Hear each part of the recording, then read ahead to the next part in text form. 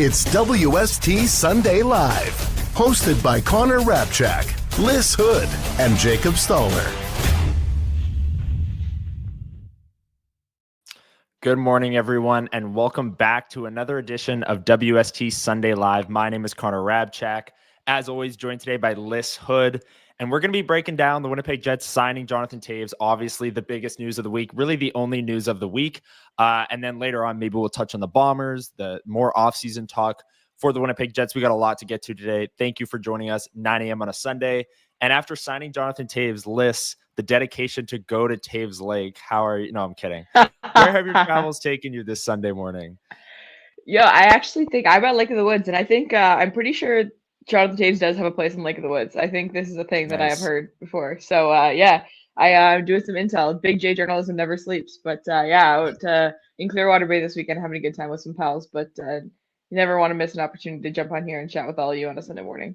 Can never miss that opportunity. And I do just want to say, before we get into the talk of Jonathan Toews and the Jets, Lyss, you and I were both at the Winnipeg Sports Talk Gold Eyes night this week, and we had an absolute blast. Here's the photo, the big group photo. Thank you to Al Broderick for bringing a camera. Like, that was such a great idea. And look at all these legends. This is awesome. It was such a nice night at the ballpark. We had the whole patio deck.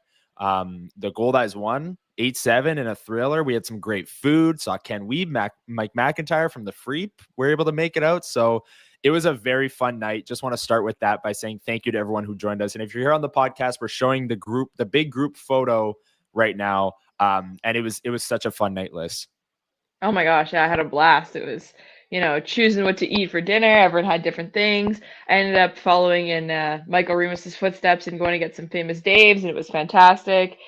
Connor ended up getting some Salisbury House, and we all shared there. Had some ice cream nachos afterwards. I introduced a lot of people to the ice cream nachos. They hadn't heard of them before, and I think lives were changed. We had some good snacks. It was a really good time, and yeah, I mean, I think that's a Canadian Heritage Minute right there. That photo. I don't think there's so many faces in that photo. It was so nice to get to talk to everyone. So nice to see everyone. What a great turnout. What a great setup. I love the patio situation where you can. Everyone there, you turn around and if you haven't met before, you have the common ground of being a WSTer, so you can chat and everyone gets to know one another, and it's a really awesome community. So we had such a blast on Thursday. It was a great time. Yeah, it really was. Thank you everyone who made it out, bought tickets. The setup of it was so great because we were at a table and you had to get wristbands to get to the patio deck. So we were able to see everyone coming into the stadium first off. And then obviously during the game, we were mingling there on the patio deck. So that was a great night. Thank you everyone who bought tickets and made it out there Thursday at the Gold Eyes game. We'll have to do that again, maybe later in the summer, definitely next year. It's a great annual thing. I missed it last year, and I'm kicking myself even more because it was so much fun. I was like, how could I have missed this the first time? But that was a great time. But we've got stuff to discuss, Lyss, because that night nobody knew. But then the next morning, it was announced that Jonathan Toews is signing with the Winnipeg Jets, a 1-year deal, $2 million. And I think we'll get into the contract and the base salary and the bonuses and all of the nuance that kind of goes into that. But Lyss, I first want to start the conversation about Jonathan Toews with how well the Jets social media team did announcing it and all of that. Like the excitement that comes with an announcement like this needs to be met with tons of great content, and the Jets delivered. I'll pull up these two photos first.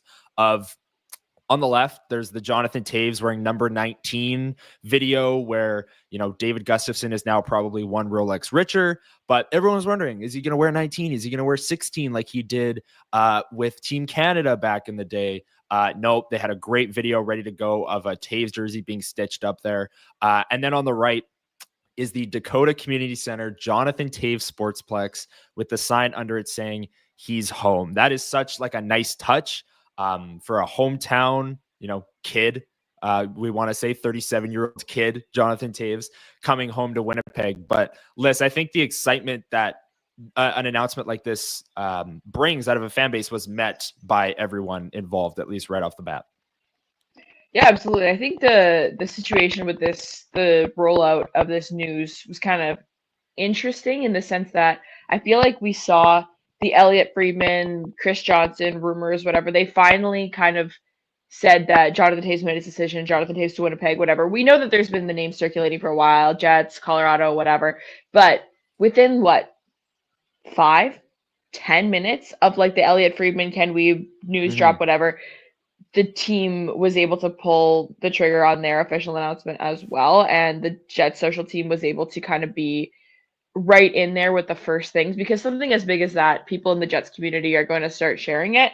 And, you know, I'm not trying to be the marketing major loser here, but like when there's an opportunity to be the person that is making the post that people are sharing, you want to jump on that opportunity. You want people to be sharing at NHL Jets content, not at Elliot Friedman content, right? Like that's what you want as a team. So they were able to get all that content out there really quickly. And there was a lot more of that being shared around than sometimes if there's too much space in between when the big insider guys drop the news that you know is real and when the team actually makes the official announcement. So the timing was great, and then the quality was very good as well. You know, like all those things that you just mentioned. Lots of clips from John's winning days and some Stanley Cup stuff, some Stanley Cup and Winnipeg stuff, because God knows he's brought it back here a couple times and stuff. I think they did a really good job stitching that all together. And, you know, they've been working on this for a while because this has been a done deal for a little period here. So I think they knocked it out of the park as always. Absolutely. Yeah. And we did hear from Jonathan Toews, not, you know, his voice. There hasn't been a press conference yet. Rat River was saying, I'm still waiting for a presser. There's not going to be a presser until at least July 1st, probably later, because again, this isn't official. They've agreed to terms. Toews can do all this. He can say all of these things and give the Jets his word and sign unofficially, but the contract hasn't actually been signed yet. But here's what Jonathan Toews said in the Winnipeg Jets press release when the story came out. Quote, I'm grateful to be making my return to the NHL with the Winnipeg Jets. It's very special to come home and play in front of my family and friends in Manitoba. The Jets have been on the rise over the last few seasons, and I'm eager to join the group and help however I can. And then last night on Instagram, I know this was making the rounds on social media as well. He posted a bunch of photos of him as a kid wearing Winnipeg Jets gear. Very, very awesome post. But here's his post. He said, am I dreaming or is this real life? My earliest hockey memories are of watching the Jets pre-96 at the Winnipeg Arena. I remember being glued to my seat in the upper deck, unable to move an inch because the nosebleeds were savagely steep and high, but also because I was immediately mesmerized by the game of hockey. Never would I have thought that someday I'd skate on the ice down below. My dream of reaching the NHL coming full circle to playing in the very city that raised me. I've never been more proud to be from Winnipeg. Thank you to everyone for the love and support and to the Jets organization for making another childhood dream come true. So I think starting the Jonathan Toews conversation with the excitement around it, these posts, his comments is a good place to start before we get into the contract and, you know, maybe some of the negatives around the deal itself. But very cool to see that Instagram post list with all the great photos of him as a child wearing Winnipeg Jets gear. Yeah, that's pretty special, right? Because especially because in the prime of Jonathan Toews' career, the Winnipeg Jets were a pretty brand new team and stuff like that. When Jonathan Toews was first drafted, the idea of having a dream of playing for your hometown NHL team wasn't really a thing. Drafted in 2006, still a ways out from Winnipeg Jets coming back to Manitoba here and stuff. So I think I would guess that Jonathan Toews had that same level of 10-year-old heartbreak that a lot of kids did when, you know, the Winnipeg Jets left in 96 or 97 or that stretch of time there, whatever. Right. And, you know, the idea of them coming back, obviously he was in the heart of a huge push, one of the greatest teams that we've seen in the 21st century and all these different things. But I'm sure it was always nagging in the back of his head, you know, when the Winnipeg Jets came back in 2011, knowing that he was one of the biggest players in the entire league at that time, being like, wow, like I could be a part of this, whatever sort of thing. I know life gets in the way and, you know, you have your obligations, you have all your things, and it didn't make sense in 2011. But there's no way, in the same way that you have the John Tavares Toronto Maple Leafs, that it's always in your head, right? No matter where you're from. It doesn't mean you're going to act on it. Doesn't mean that it's the most important thing to you. Doesn't mean you don't have other priorities. But, like, it's definitely something that would be undeniably cool for that player. And I think it was a really nice post. And you know, it's pretty cool to see that, you know, someone speaking so fondly of Winnipeg and talking about how the Winnipeg Jets made them fall in love with hockey, because for a lot of us, the Winnipeg Jets also made us fall in love with hockey. Some of, Right. maybe you and I is a little bit more of the Jets 2.0, but a lot of the people who listen to the show, a lot of the people that we know and love, Jets 1.0 is what made them fall in love with hockey. So it's really cool that, this player has so many commonalities with those of us who are going to be now consuming his product in a Winnipeg Jets jersey. Yeah, and the comment there that I want to ask the chat about, because obviously I wasn't around for the Jets 1.0 era, but the I remember being glued to my seat in the upper deck, unable to move an inch because the nosebleeds were savagely steep and high. Can people confirm? I've talked to my parents Bell about Center this. vibes. I've talked to my parents about this, and they can confirm that the upper deck at the old Winnipeg Arena was dangerous, was dangerously steep, or as Toews put it, savagely steep, savagely steep. So, it's little things like that where you can tell that Jonathan Toews grew up here. He loves the city, and it's pretty awesome that he's coming home and potentially finishing his career as a Winnipeg Jet. 1-year deal. He's 37. We don't know what holds the future for Jonathan Toews. Is he going to play another year? Maybe go back to Chicago? We don't know. But everyone here saying, yes, it is true. Confirmed. Terrifying. It was straight up. The arena was nasty steep. Doug, very steep. Yeah, my parents can confirm that as well, for sure. All right, let's get to the contract list. All the fun and games are over. It's time to talk money. Jonathan Toews' base salary is $2 million, and that is what he will count against the cap this season. Here are his performance bonuses. This contract is loaded with performance bonuses. So after 20, 30, performance 40 is a stretch. Playing bonuses. Let's put it that way. After 20, 30, 40, 50, and 60 regular season games played, he will get $550,000 when he clears each of those marks. If the Jets make the playoffs and Toews plays 50 games, he'll get another $500,000. If they win the first round, second round, and third round, and Toews plays 50% of the games in each round, he'll get $250,000 for each round each time he hits that mark. And then if the Jets win the Stanley Cup and Toews plays over half of the Stanley Cup final, it's another $1 million, which no one will have any issues paying that one out. But I'll just ask you this: how much does the performance bonuses and the potential for Jonathan Toews to make up to 5.25 or 7 million even, does that change your feeling on Jonathan Toews coming back to the Jets a little bit? Yeah, I mean, I think a lot of people are rightfully concerned about the concept that all this money is tied to simply games played. And the joke I was kind of making before to some people is I'm getting scared thinking about the last stretch of Patrick Marleau when he was trying to reach his milestone. And it was like, when those sorts of things are on the line, people will kind of just trot out whoever in whatever capacity because all they got to do is play in the game. And that is not a great feeling. But I feel like every year we have the conversation about, all right, what's everyone going to try and do to be more like the Florida Panthers because they just won the Stanley Cup? What's everyone going to do to be more like the Vegas Golden Knights when they won the Stanley Cup in 2023? Whatever. This year, I feel like part of the storyline of the Florida Panthers, because a lot of the players are similar players to the group that came last year, and a lot of people talked about last year's team.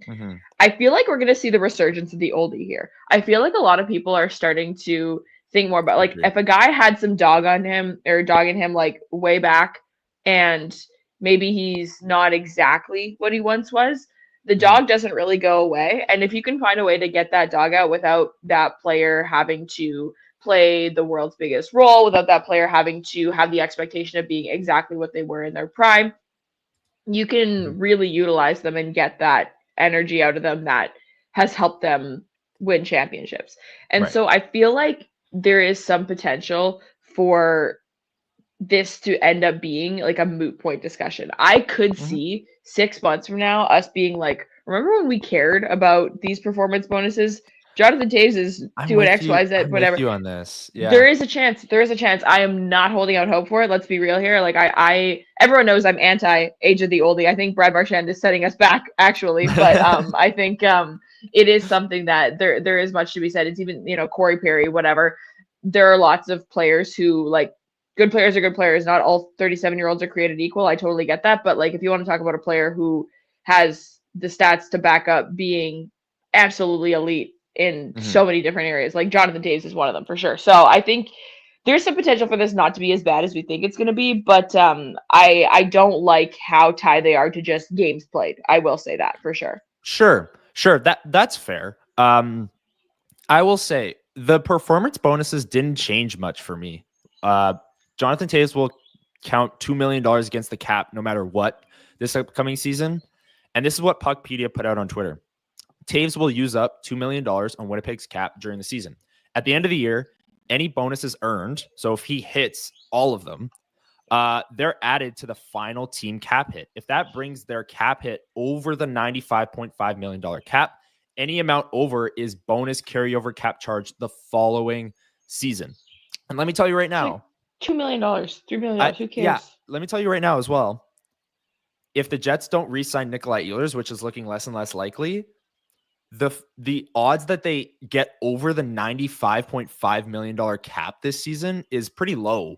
Like, if you sign Samberg to 8 years, $6 million, and you sign Velarde to 4 years, 7.5, and you bring in some depth guys, you're like $9 million under the cap, roughly. Yeah. I was playing around with Puck GM the other day. Like,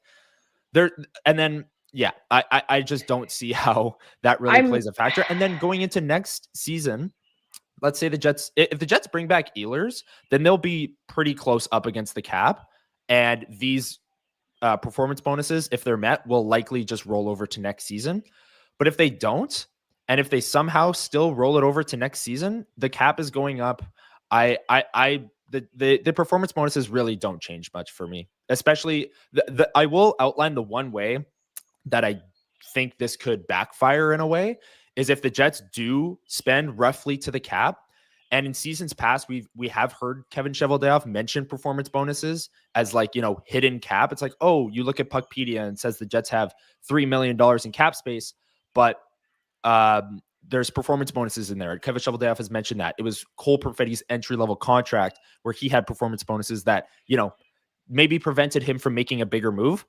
If we're at the deadline and you hear Kevin Cheveldayoff go, oh, well, I didn't add because if you look at the cap, there's really, Jonathan Toews performance bonuses to come down the line, then that's an issue. If we're not adding in the Scheifele-Hellebuck window because of performance bonuses, then I agree with the people that are kind of freaking out about the performance bonuses. Then it'll become an issue. But as we sit here today with Nikolai Ehlers likely to walk, I really just don't see how this is a problem at this moment, Lyss. I don't know if you agree with that. Yeah, I think that's super fair. I think the trade deadline piece is honestly something I hadn't considered that heavily, but the ethos of it I have in terms of just what is it going to impede you from doing? Technically, it shouldn't do all that much, just a couple, $1 million here, there, whatever, depending on what the bonuses end up looking like. But yeah, you're 100% correct where that could handicap them a little bit more, no pun intended, come next spring when obviously this is a group that wants to contend next year, especially bringing in this player now. It's so clear that after winning the President's Trophy, they're hoping to follow in that Florida Panthers footstep there of President's Trophy and then going on to win the real deal. But listen, the Nate Schmidt buyout, the Blake Wheeler buyout, whatever, a couple $1 million here and there, at the end of the day, it shouldn't be that big of a deal. And the thing is that these only are going to happen. They're only going to matter. We're only going to care about them if Jonathan Toews is actually playing hockey games. And Jonathan Toews is not going to play really bad hockey games for this team. I really don't think he will. I think that, there is always a possibility that, we get to November, December, and he's like, man, I thought I could do this, but I can't. Got to hang him up, whatever sort of thing. There is a chance. There always is. But I don't think Jonathan Toews is going to play 60 games worth of Rasmus Kupari hockey for the Winnipeg Jets. I really don't. I just don't see it happening. So I think that it's Rasmus definitely Kupari something to in Switzerland.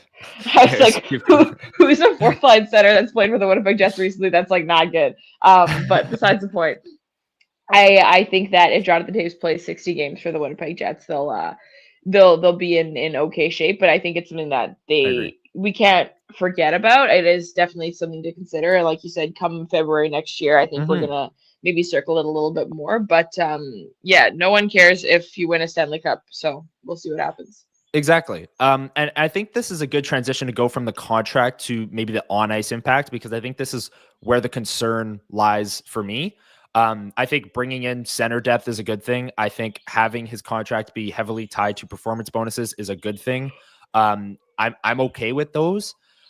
When we talk about the Winnipeg Jets next season, they will be without Adam Lowry for at least the first month of the season. And even when Lowry comes back, there's no guarantees he looks as good as he did last year with the hip surgery. He is having hip surgery. He's out 5 to 6 months. That's a major injury, major surgery. And he'll be coming back from that late October, November-ish. And Jonathan Toews, as a center, is going to be counted on early in the season to kind of fill maybe not the Adam Lowry role to a T, but he's going to be a middle six center. I put out the question. I'll put it out to the chat right now. Before Adam Lowry's return, I'll ask you as well, Lyss. Before Adam Lowry's return this season, which Winnipeg Jets center has more time on ice per game, Vlad Namestnikov or Jonathan Toews, before Adam Lowry's return? I voted on this. I said Jonathan Toews. I agree. And I think it's because Toews will be in the Lowry role, and the Lowry role is like really the 2C, if we want to get into that, right? Maybe I should have phrased it as 5-on-5 time on ice, because if Namestnikov is killing penalties or something and that boosts it. But I mean, which line is getting played more? Which center is the 2C, Namestnikov or Toews? You're going Toews on that one. Interesting. So let's talk about the on-ice fit, though. Where do you see Jonathan Toews sliding into the lineup, say fully healthy or not, for the Winnipeg Jets, with Lowry back or not? And what are the Jets hoping for from 37-year-old Jonathan Toews, who hasn't played in 2 years? Yeah, I'm fascinated by it because I think, we joke about the second line center on the Winnipeg Jets all the time. We talk about it all the time. We've been talking about it for years. Everyone's been talking about it. It is a topic of discussion that cannot be avoided. We always bring it up. And I think while I am not in the camp of Jonathan Toews can and should be the second line center of this hockey team, only time will tell. We'll see what happens, whatever. I'm a little bit less focused on the number 2 and more on the idea of having center options for fits with wingers, because that's something that the Winnipeg Jets haven't had high-end center options to play with. Nikolai Ehlers, Kyle Connor, whatever. There is Mark Scheifele, Adam Lowry are the constants on this team in that center role. And then a rotating cast of people who just aren't quite up there with a ceiling that has the potential to be a real, and I don't want to say second line center because that's not where I'm trying to go. It's more just like another option because, and this is off-season talk that we could talk about for a really long time, but like Gabe Vilardi is not playing center for the Winnipeg Jets right now. Cole Perfetti is not playing center for the Winnipeg Jets right now. Guys who could have been centers are not centers for the Winnipeg Jets. They're high-end wingers. They have high impact as wingers, and that's totally fine, but they're not in the Rolodex of options that you can plug and play guys to find fits in the center role. I think the ceiling that Jonathan Toews brings to another option for the center role, I think, is really, really intriguing to me. I think that that's the most interesting part of all of this. I know that the Winnipeg Jets do run their team in the very traditional third checking line, first line, whatever situation. So you can't not call it a second line center. But I don't know. I'm not too pessimistic about their ability to be creative if they have to, if there's a good fit with him and other options and other players and stuff like that. I think that this is a very different player being brought in to play center in the middle of this organization than a Vlad Namestnikov, than I don't even know, like than a Morgan Barron or whatever. Like it's different. It's different, and there's a lot more upside and potential. I understand that there's high risk, high reward for sure, but like we just haven't really had the luxury of having multiple players that the wingers and the Winnipeg Jets can play with in those high impact roles. So I think that there's definitely some potential for this to be really interesting. Yeah, I agree. And where I sit with the Toews addition as well, I'd still love to see another center brought in. I think you would agree with that, Lyss. Like I don't think, like you said, the 2C issue is not solved, at least for now. I know it's not the take that people want to hear in terms of like what I think about Jonathan Toews on ice impact, but I gotta see it. Like I gotta see a preseason game. I've got to see a regular. Like none of us really know. So I think the thing we need to remember is that like when Jonathan Toews, I understand that it was like the COVID, the whatever that took about, but like this isn't like a guy who like a Gabe Landeskog, for example. When Gabe Landeskog was playing the best hockey of his career, got hurt, out for a long time, came back, whatever. Like, Jonathan Toews is not Jonathan Toews in the last 3 seasons that he played hockey. Like, so we have to temper our expectations. Yeah. And got hurt. And I agree. So, yeah, it's it's not, like I said, it's not the answer people want to hear. People want to know, how good is Jonathan Toews going to be? But the truth is, none of us really know. The No. Winnipeg Jets have seen him skate. I would at least assume that, so they know how good he's looking. But I'll tell you right now, I think, Liz, I think this is a good way to ask it as well. What do you think the best and worst case scenario is for Jonathan Toews 1 year as a Winnipeg Jet? I think, like, I'll start with maybe the worst case scenario, and that's that he's not even an impact fourth line player. Like, even if he's the fourth line center and the fourth line is losing their minutes, I think that's the worst case scenario. And then he's still playing, I guess, and hits all the performance bonuses. Like, if he's a fourth line center that plays 60 games and the Jets fourth line isn't that good, then I guess that would be the worst case scenario. Or he just can't, get back up to speed and doesn't really play all that much. I guess that would be the worst case scenario. But where are you at on, best and worst case scenario for Jonathan Toews this year? I know it's you can get pretty exaggerated with that kind of question, but realistic best and worst case scenario. Yeah, I mean, I'll start with the worst, and I think the worst case scenario is that he breaks his own heart a little bit, and it just doesn't work. And I think worst case scenario is that performance bonuses aren't even hit. And, like, listen, I get that there are cap implications, and that would be negative if he played, like you said, the 60 games and he was terrible and all that. But I think, like, to me, the worst case scenario is that he just doesn't get to play at all and is like, wow, I really thought I could do this and I can't, and it's heartbreaking. But the second side of that coin is that the other worst case scenario is that whether it be the coaches, the organization, the other players, whatever, get a little bit too caught up in the story of it, the feel good of it, whatever, and try and make it more than it is, and not calling a spade, depending on the on ice performance, whatever, and being like I think everyone wants this to work so bad. I think everyone wants this to work so bad. Right. So it's like I think the worst case problem scenario to be solved here. Right, exactly. I think Taves everyone middle, Shifley, Taves, Lowry, Right. They want that. They want there to be, Jonathan Toews, product of St. Vital, comes back, does this, wins the Jets a Stanley Cup. This is the story. This is the best sport in the world, whatever. Everyone wants that. And I think that it's the whole sunk cost fallacy, whatever sort of thing. Like, people will cling to things when they just really want them to work. And I'm not going to make any comments about, like, relationship choices or whatever, because that's how, and when you want something to work bad, you could be like, oh my gosh, and kind of ignore all the other stuff. And I think it's going to be hard to do that. So I think that's my worst case scenario, is that there's a lot more that needs to be considered that they or that takes precedent over the feel good story that won't. But best case scenario is that, listen, I think it could be here. And it's that Jonathan Toews has been a phenomenal hockey player in his career. And I think he brings an element to the lineup that they are missing. Jonathan Toews is a very complete player. Jonathan Toews is a very cheekily aggressive player, and all these different things that I think the Winnipeg Jets could use a little bit of an injection. Oh, we might have lost Lyss. Lyss is out at the lake. I'm seeing a circle right now. I'll pick it up with the best and worst case scenario while Lyss tries to figure out her Wi-Fi here. Or actually, I'll read some in chat.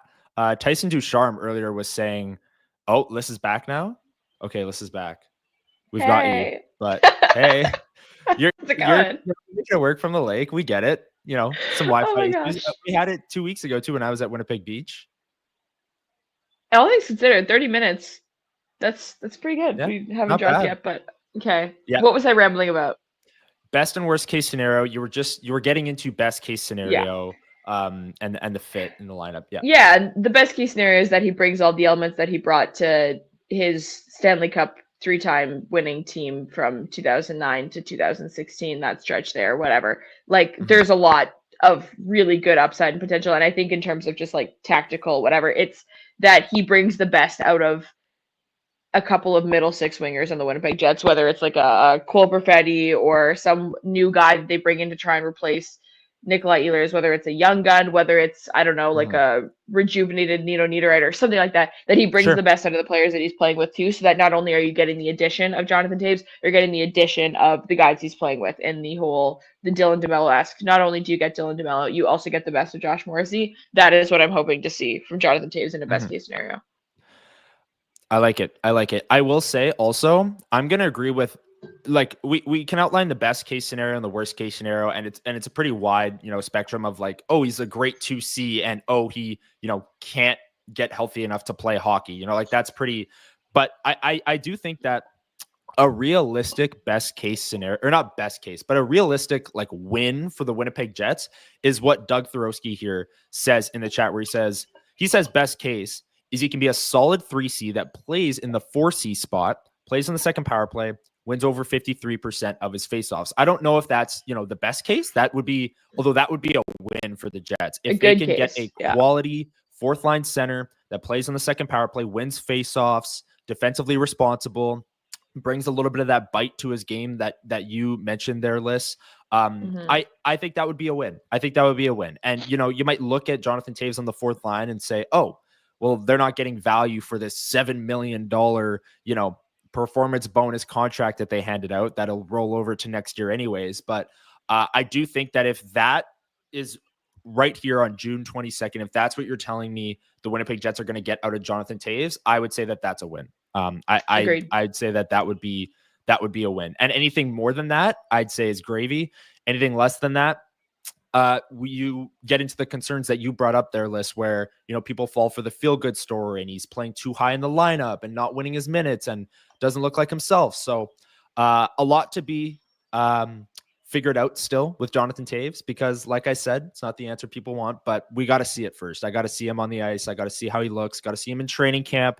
Got to see some fits with some potential wingers on the Winnipeg Jets. So it's gonna be fun having Jonathan Toews at Winnipeg Jets training camp. Like that's pretty wild. I know, Lyss, that like a lot of people in Winnipeg, Jonathan Toews winning Olympic gold medals and Stanley Cups and Conn Smythe in the early 2010s. Everyone loved Jonathan Toews. I remember standing in line at the Dakota, now Jonathan Toews Sportsplex, when he brought the cup back, and then they like cut it off right before we were like maybe 6-7 minutes away from the front, and they, cut the line off, but I'll never forget that. Anyways, I saw him from far away. But anyways, this is a player that, has been idolized here in the city of Winnipeg. He's the most decorated player in the city's history. And for him to come home and play here is pretty cool. And I think that should not go without being stated. And then you get into the on-ice concerns, the contract concerns that we brought up there. But I think that's going to wrap up the Jonathan Toews conversation for today, Lyss. Obviously, this is a story that we will monitor through training camp, through preseason, through the regular season. How's Jonathan Toews looking? I'm sure there will be a lot of 19 jerseys walking around Canada Life Center this upcoming season, because Jonathan Toews' name on a Winnipeg Jets jersey is crazy to even think about, and it's really happening. So that's going to be fun. That is going to be fun. Lyss, it is the NHL draft this week. Friday. God. I know. Already, the NHL draft is this week. The Winnipeg Jets are picking 28th. And Hustler asked this question to Murat Atesh on the show this past week, and I'm going to ask it to you, and I'm going to ask it to people in the chat. What is the percentage chance the Winnipeg Jets select at pick 28? They use their pick, they keep it, they don't trade it, and they draft at pick 28 with that first rounder. What would you put the percentage chance at, Lyss? Oh my God, I should have done my homework and listened to the Murat episode first, because if I say something like outlandish compared to him, I'm not going to feel good about it. I'm going to go with 60%. I think that I was lower. I think the percentage chance has gotten higher and higher every day in the last, I don't know, couple weeks, whatever, that they haven't moved it. The closer we get, it's kind of giving like Nikolai Ehlers' contract extension, where it's like the closer and closer we get to this critical date, the less likely it feels. To me, the closer and closer we get to the draft, the more likely it is that the Winnipeg Jets do make the selection. But that's why I'm going to go with 60%. So I think it's more likely that they do than that they don't at this point, since they haven't moved it yet. But that said, it's definitely on the table. I know it's definitely being dangled. I know it's definitely not their number one priority is to get that pick in. But I'm going to go 60%. What did Murat say? Murat said 75%. Oh, wow. Okay. Yeah. And there are people in chat, saying 100%. I do think that with every passing day, it gets more likely. But at the same time, the week before the draft is like the most, crazy trade time ever. Like teams want to Yeah. know what they have going into the draft, going into free agency. So, Mhm. I was it's at the trade deadline. I was shocked. I've told this story many times. Oh, We were yes. on WST. I was like, jaw was on the floor that they didn't trade their first round pick like many other people. I was very, very shocked. I've been telling myself all offseason, there's no way they make this first round pick. They're going to trade it for a center. They're going to trade it for an Ehlers replacement. I'm still going to stand by that a little bit. I'm going to go maybe 35%. And say, I still think that if they get the impression that Nikolai Ehlers is gone, or is at least testing the market, which all the reports indicate that he's going to at least go to July 1, and the door's not closed on the Winnipeg Jets, but he's going to free agency. And there's got to be some kind of, Ehlers replacement or backup plan. And I think that that first round pick is one of the best assets in the organization to do that. So I'm still going to go 35% with each passing day. Maybe it'll go up 5%. And then when we get to the draft, I'll still call it, Okay, I have a even question on the draft then. floor. Yeah. Yeah, I was gonna say we're having this conversation on Friday, 30 minutes before the draft starts, Yeah. and the Winnipeg Jets still have their pick. What's your percentage then? Oh, then I'm at 9 or 80, 85. Because I could still see a trade. Like, not many trades happen on the draft floor. I mean, it's a decentralized draft, so it's not really, like the GMs aren't on the draft floor anymore. But I'll go 85%. I still think that in the first round, it's late enough in the first round too that like late in the draft you could still trade it for an impact player. Be on the phone during the draft kind of thing. Where are you at on that? If we're 30 minutes, you think it's 100%? I can't hear anything that you're saying. Okay. I will keep talking then. Well, I'll run through the chat because the chat was giving their, 50-50. Andrew Lake was saying 100% they make the pick. Adam Douglas, what would it take to trade up to the Brady Martin range? I think obviously pick 28 probably, and another, 1 or 2 high level prospects to get up into, wherever in the top 10 or in the, in the teens range, wherever. I think it would obviously take pick 28, but also something else. Lyss is back. Welcome back. We're rolling through the Wi-Fi issues here. That's not a problem. And look, I still think, I'll be doing draft prep this week. Maybe I'll have a video on the WST channel, looking at some options for the Winnipeg Jets that they could draft. I will be, working under the assumption that they're going to make that pick, but I still think that there is, I said over 50% chance that I think they move it, especially if they're getting the word or the sense that Nikolai Ehlers will not be a Winnipeg Jet next year. So, I don't know, Lyss, anything else you want to say going into draft week, going into, free agency week? By the way, Lyss and I will be live on free agency day, Canada Day, July 1. We will be live. We're not sure what time. It won't be at 9 a.m. because, nothing will have happened by then. I believe free agency opens at 11 Central. Might be 12, but it opens at 11 or 12 Central. So we'll be live when free agency is live. So we can, kind of react to, Nikolai Ehlers signing with the Minnesota Wild and all of those things. So I'm joking.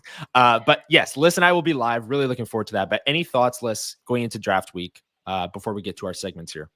Yeah, I think the last thing I will say is that if you want to toss a comparison out there and go apples to apples, the whole idea of like any other team, well, not any other team, but most other teams in the National Hockey League, like the Winnipeg Jets haven't been in a situation exactly like this in a while where they have their first round pick and they have one of their top 3-4 forwards walking into free agency. Yes. The Winnipeg Jets have extended a lot of their players. They have traded players, all these sorts of things. But having this first round pick and having a gaping hole in your top 6 winger, forward, whatever position you want in that group, even a defenseman if you wanted to go there, it's just not a situation that the Winnipeg Jets are equipped to handle in the same way as other teams, where you can't walk into July 1 and replace that in the same way that other teams can. You can replace that player and you will replace that player, but you just might need to replace him by spending assets as opposed to signing on the dotted line. So I think there is definitely a lot more potential for it to be used as collateral or whatever you want to call it, and whether it's a cornerstone piece and bringing in a guy who has 2 years left on a deal, something like that. I know that there's creativity up Kevin Cheveldayoff's sleeve and what he's capable of doing, so I would not be surprised to see it moved much more than I would expect to see it moved from a team like the Florida Panthers or something like that if they were in the same situation here. Right. And when you bring up that, topic in terms of like, oh, you'll have to spend assets to get players, brings me back to Jonathan Toews, where the Jets have never been big free agency players. This is probably the biggest signing in their free agency history. I mean, they signed Paul Stastny in free agency that one year, but there's no assets being given up here for Jonathan Toews. It's just a free agent signing. It's center depth. You don't have to go out and acquire it and spend assets to acquire it, I should say. You definitely went out and acquired it because you signed a contract, but you don't have to trade a draft pick. You don't have to trade a prospect. And it's center depth that may or may not work out with a heavily tied performance bonus. So let's get to our segments list. It's time. The chat is fired up. We've got nearly 200 people here live on a Sunday morning. Thank you, everyone, for joining us. We really appreciate it. It is time for Trending Up, Trending Down. This is the segment where we pick one player who is trending up or down for the Winnipeg Jets over the past week. Obviously, it's the offseason, so we're getting more and more creative with these picks. We're picking Bombers players, we're picking Gold Eyes, players as well, Sea Bears players. The Sea Bears are rolling. They've won 4 straight. So we're getting very creative with our trending up, trending down. Drop your picks in the comments below. And while you are down there, make sure you hit the like button. Let's YouTube know we're putting out some great content here at WST. And hit the subscribe notification bell. Tons of content coming out going into the draft, free agency. So make sure you are all over it with that subscribe button and the notification bell. And Lyss, I'll throw it to you. Trending up, trending down. Who you got? There's an obvious one. Duh. My trending up pick this week is the Dalton Schoen Zach Collaros connection. Nice. I've been on the Dalton Schoen hype train. I was devastated when he got hurt last year, and I was so excited this offseason for him to come back. And obviously, Collaros also back, and I am so happy that they look. I saw any semblance of what I knew they could look like yesterday, and I was like, perfect. I'm so happy. So that's my trending up. Nice. I love it. I'll go with I'll go with a real pick, and then I'll go with a fun pick. Yeah, I know some people will get angry that I'm making two, but my real pick is Jamal Parker. Bombers, we'll get more into the Bomber game, but he had a touchdown, he had a pick, he's stepping in for Brandon Alexander as safety this year. And the defense has looked great in both weeks against 2 different quarterbacks in BC. So I could honestly take a ton of players on that Bombers defense, but I'm going to take safety Jamal Parker, who had the touchdown to put the Bombers up 17-3 last night. And we'll talk more about the Bomber game in a second here, but Ken 007 here saying Gus trending up for giving up his 19. My fun, not true pick is David Gustafson's watch collection, probably, because, as we know, he gave up number 19. He's probably one Rolex richer, as I mentioned on Twitter. So that is my fun pick, but my real pick is Jamal Parker. Chat is all over it as well. Jonathan Toews is getting a lot of trending up. Obviously, that was the one I said was obvious, and neither of us took it. It's the offseason. It's what are we doing? Yeah. Comment saying trending up Toews, down Appleton. A lot of people dropping their picks down below. We really appreciate it. Mason Appleton will never stop catching strays on the show. Yeah. Doug saying trending up Chevy on getting Toews to sign in Winnipeg. So yeah, Lyss, I guess we got to get to trending down. It's not all sunshine and rainbows here on a Sunday morning.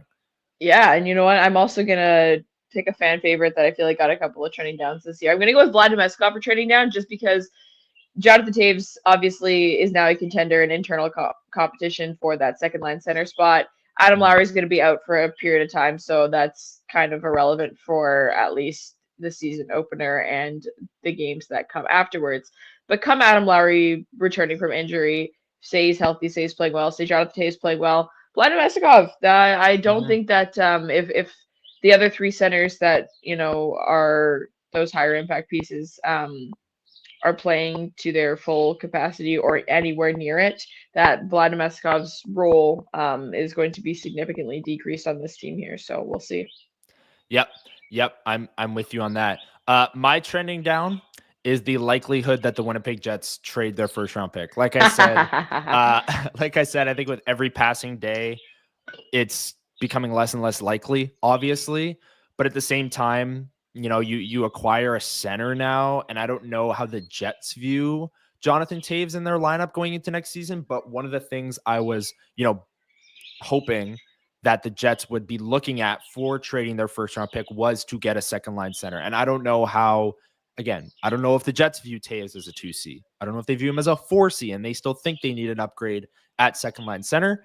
But I'm going to go with their likelihood of trading the pick for my trending down. Jeff Kabilis with maybe the best trending up pick on this week's show.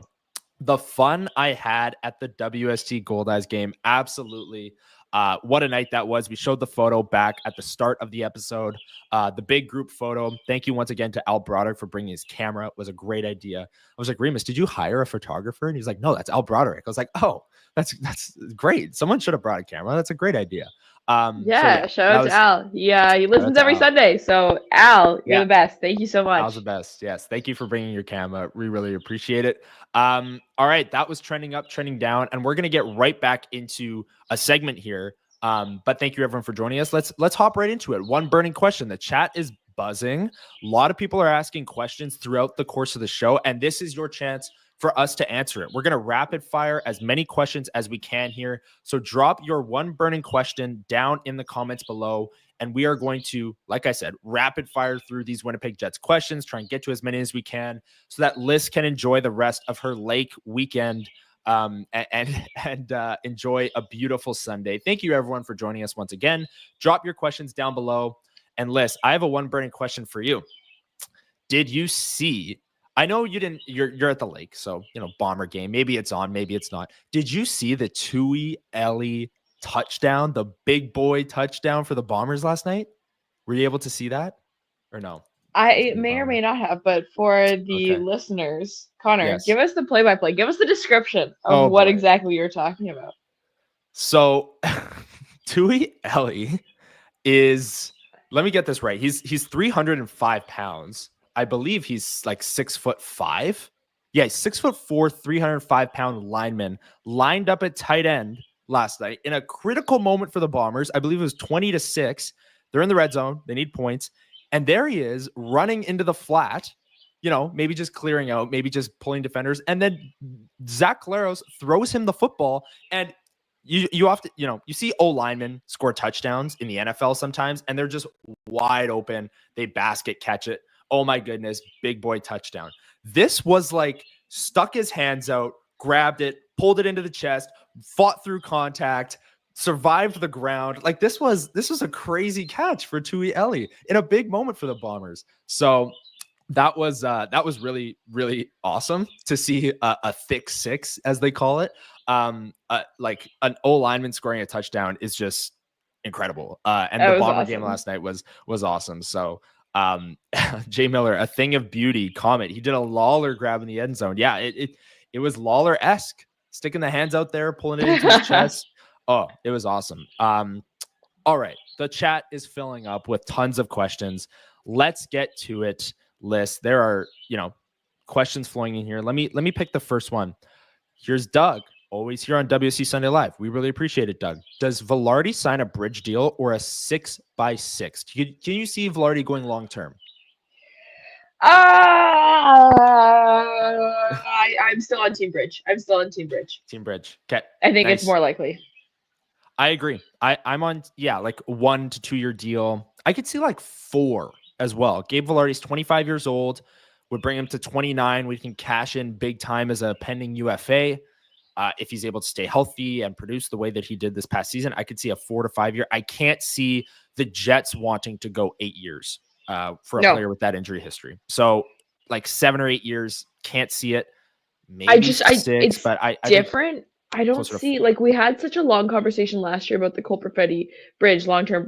I don't see either party really wanting to go long-term here, just because Gabe Velarde knows that if he gets a little bit more under his belt, he would make way more on a long-term deal in 2 years from now than he would right now. So I agree with you. So that's why I think it's likelier a bridge. And maybe the longest you'll see is 5 years, 4 years. That's my take on that one. Andrew Haleko, is Patrick Kane a reasonable replacement for Ehlers?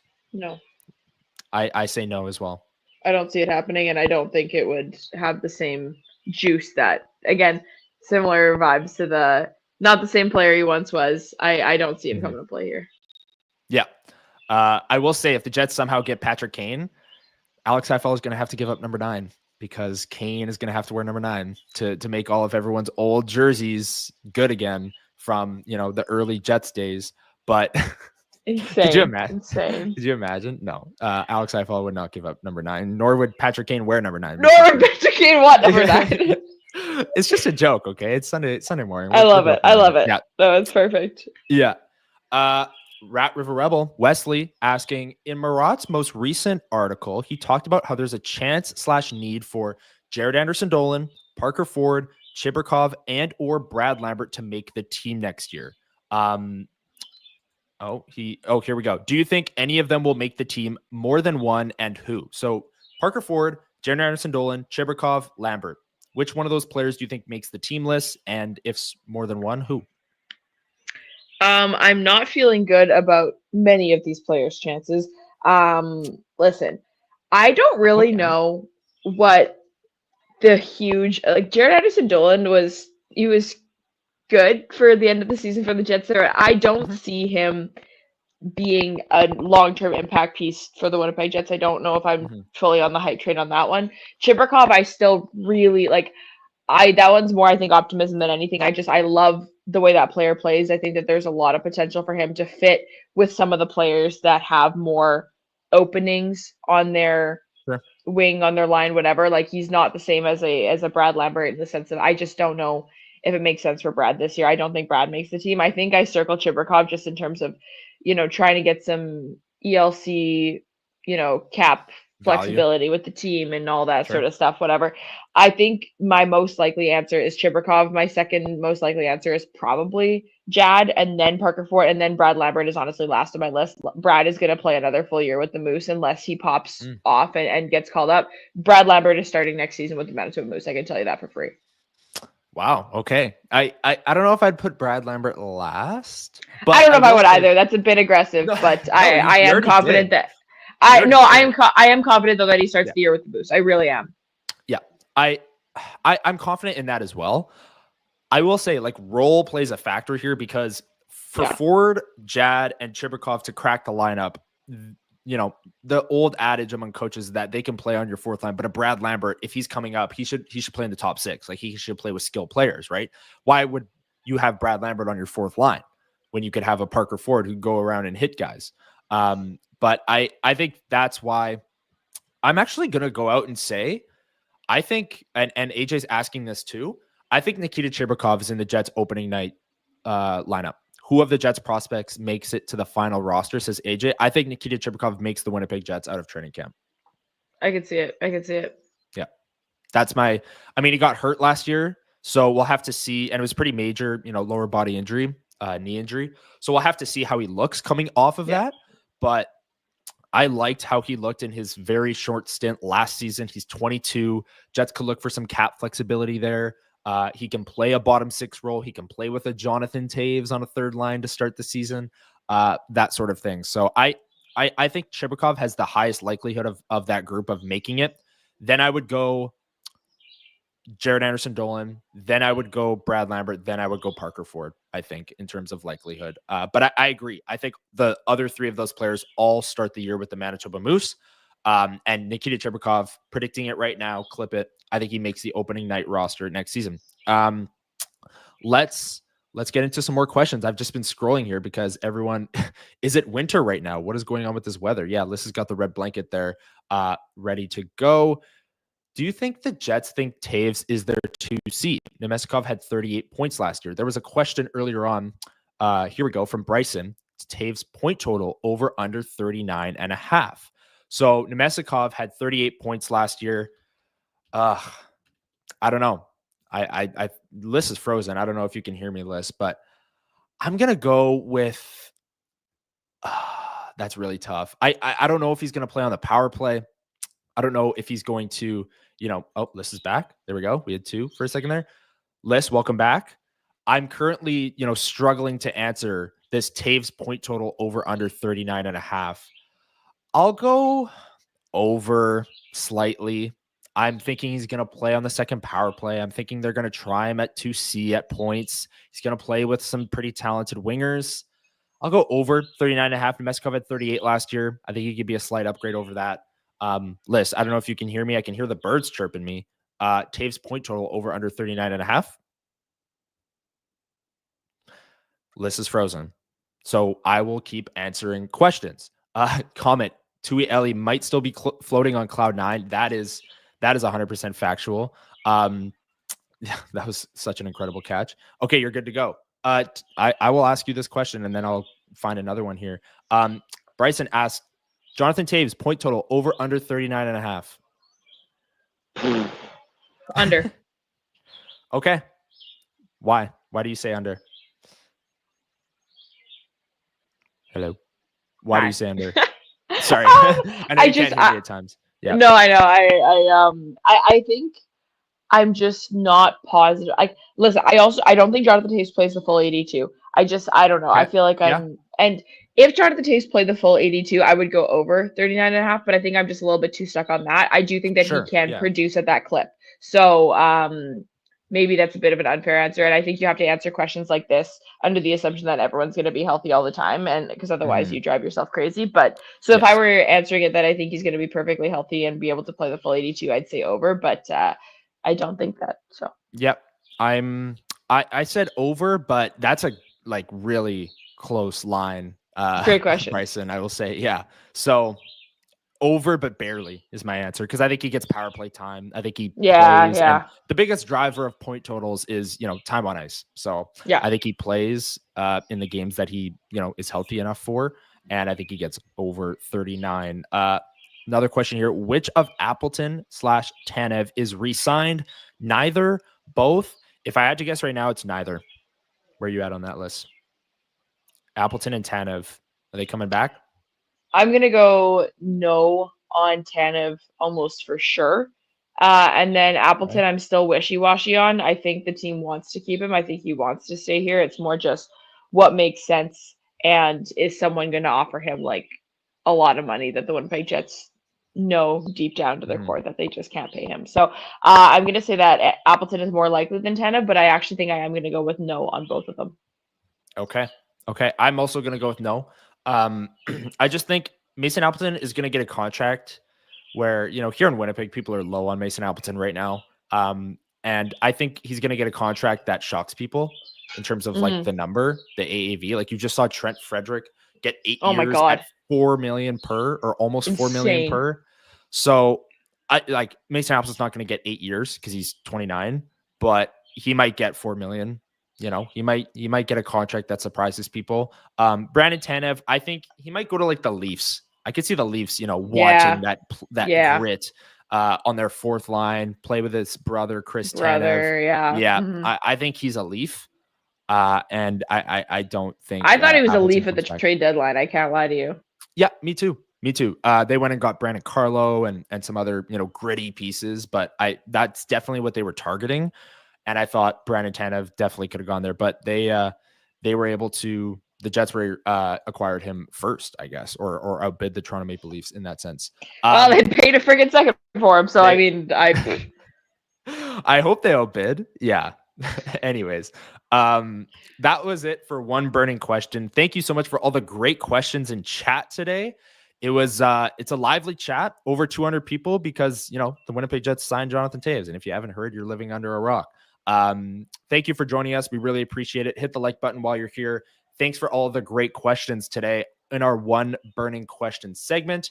And Lyss, I got to talk about the Bomber game just a little bit. Go nuts. I'll log out right now. If your Wi-Fi is going to go out, now is a great time. There's the Wi-Fi. There's a power outage. I don't think I told everybody this. There's no power right now. That's why I'm living my best life. There you go. This That's Wi-Fi connection. Blanket. Yeah. There's no heat. Anyways,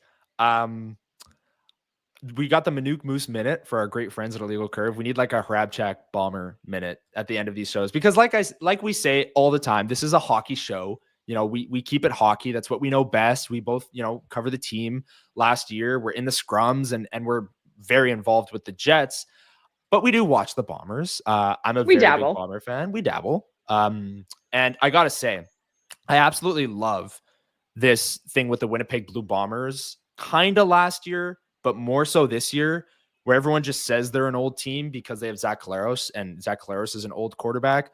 But Jeff Hamilton had a great tweet on this last night. Like, you look at their defense, and there's been so much turnover in the past couple of seasons in terms of personnel, and they're getting so much younger, and they looked incredible. BC scored a garbage time touchdown to make it 27-14, but make no mistake, the Bombers defense got a touchdown and held the BC Lions to like 6 points for, you know, the majority of that game. And again, the BC got a garbage time touchdown to cut it to 14 with a minute and a half left. Mentally, I don't really count that because this defense was flying around. You have Jamal Parker with a pick and a touchdown. You have Marquise Bridges with 2 interceptions last week, and he absolutely crushed a guy in the third quarter of last night's game. Like, you have these players at positions that were question marks coming into the season. Jamal Parker filling in for Brandon Alexander, Marquise Bridges filling in for Tyrell Ford as a corner who left. Kenny Lawler's leaving. Who's going to step up there? Well, Carrick Weefall is going to have back-to-back like 90-yard games with a touchdown. I love seeing, you know, like the youth movement.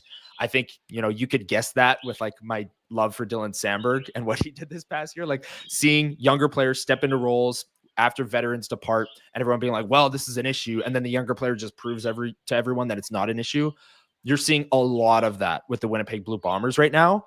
And was yesterday perfect? Absolutely not. I mean, the offense looked terrible for about 2 quarters. The second and third quarter, if it wasn't for Jamal Parker's scoop and score, that offense was not moving the ball well enough. They need Brady Oliveira back. Matthew Peterson was great. Again, yesterday, O-line maybe wasn't as good, but I don't know.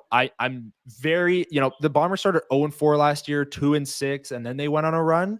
But I'm very, very excited, especially because of the defense for the Bombers this year. And comment here saying the Bombers have gotten faster. If you are watching the Bombers defense, like the speed of, you know, this youth movement is just so much fun to watch. And yeah, the rest of the league hates the Bombers. That is for sure. Tyson Ducharme, he says he's been saying the Bombers are going to be annoyingly good.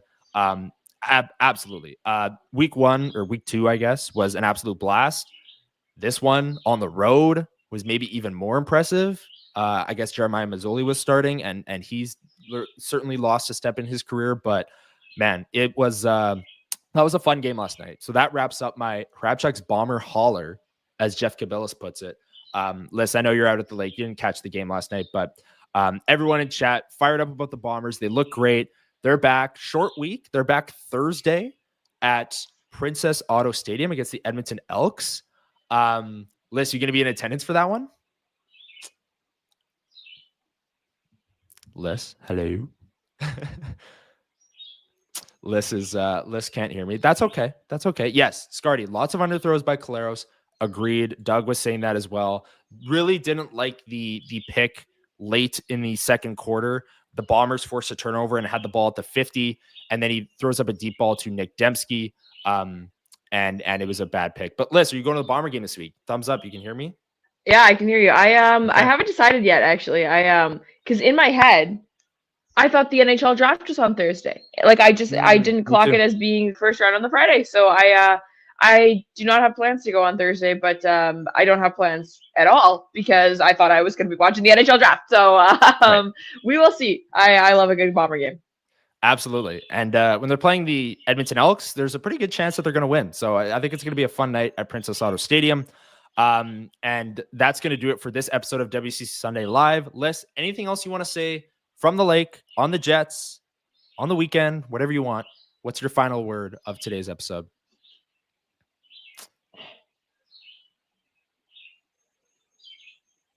Liz can't hear me again. That's okay. Wave once if there's a bear in your yard. I love the nodding. And the silence of like, can you hear me? I don't know. I'm still going to ask the question. This is a live show. Liz is at the lake. She probably doesn't even know what I'm saying right now. But anyways, I'll just wrap. thank you everyone for joining us on WST Sunday Live. Lyss from the lake made it work. There were times Sort where of. she couldn't hear me. Yeah, there were times where she couldn't hear me, and I felt like I was talking to a wall, but that's okay.